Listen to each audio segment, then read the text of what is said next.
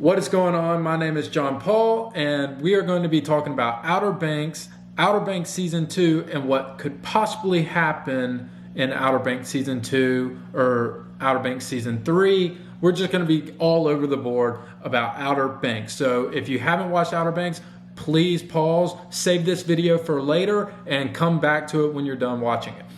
So, Outer Banks Season 2 has not been confirmed nor denied by Netflix, and with coronavirus coming through the United States and the world and everything like that, I doubt it will be shot anytime soon if they do confirm it. So, we're probably going to have to wait a while for Outer Banks Season 2, but I'd like to fantasize about what possibly might happen, and hey, maybe I'll be right, maybe I won't, but this is my take on Outer Banks in general.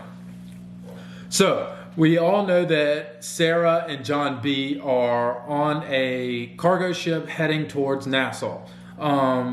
With them being in Nassau, as we know, that is where the gold is. I'd like to see them fly under the radar. Ward will have no clue that they're alive or anybody else on the island. So I'm not sure if John B and Sarah will contact anybody on the island. The Pogues especially, so I'm not sure what John B or Sarah are going to do, but I bet it's going to be kind of under the radar. I would like to see them kind of dive into the culture of Nassau because it has a very different culture from everywhere else in the world. The Caribbean and the Bahamas are a very beautiful and diverse place where tourists come, and so there can be endless possibilities of what might happen.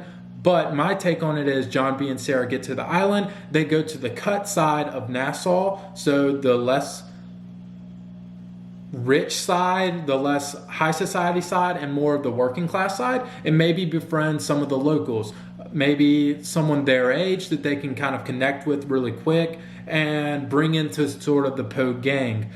I think that would really connect the two islands and kind of bring us a little bit closer as a family or as a show together.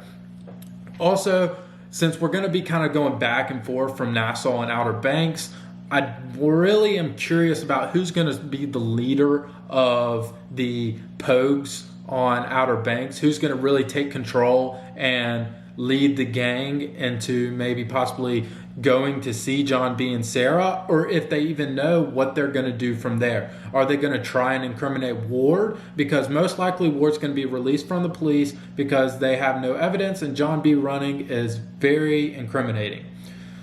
So we've got that. Ward, Rafe is obviously kind of bound to that drug dealer because apparently, since he knows his secret, that he owns him. So it's going to be real interesting to see how the family, Ward's family, Cameron's, kind of stick close together, especially with them not knowing what happened to Sarah, and with the whole kind of rain cloud, storm cloud, the shadow over them of Rafe actually killing the cop.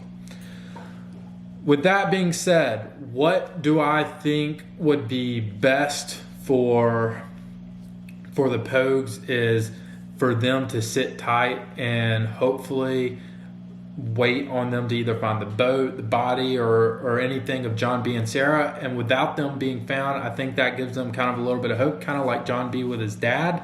Or they're either going to just, slum off into a depressive state and not really do anything. I'd like to see them kind of keep up and at it and try and incriminate Ward the way that they would with John B there, but you never know.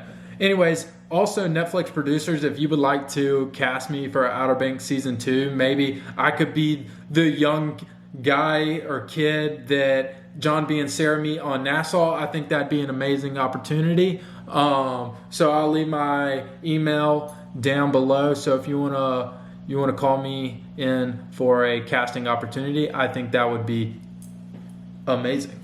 All right, I was cringy as heck. Oh, I'm sorry. Anyways, y'all are probably like, dude, this guy can't be serious.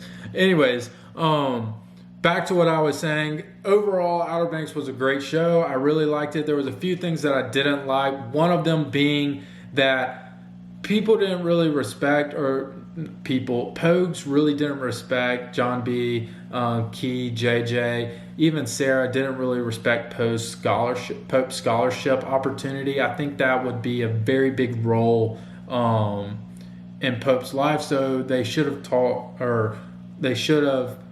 given him more of a leeway and respected his opportunity, because he worked his butt off for all of his life to get the opportunity, and he threw it away. So that really shows Pope's character, and I really think that was underappreciated by the...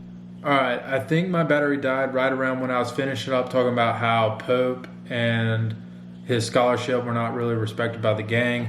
I would just like to say also that JJ waving around his gun, I don't think he would have done that. I really just didn't like that, because JJ is not dumb. I mean, he really is emotional, and he comes from a father that was very abusive. I just don't think he would have just been irrational and stupid. I think he would have been very smart and cunning about how he does things, because he really would have want to get in trouble and potentially face his dad. So that really bothered me a little bit. But other than that, nothing really bothered me. I thought Outer Banks was a great show. And I would also like to say, if you have any thoughts or ideas or what might happen in season 2, leave them in the comment section. I will read every single one of them. Also, producers, remember my email is in the description, because I think I'd be a great addition to the cast, and I really want to get into acting, so you never know. Anyways, you never know unless you ask.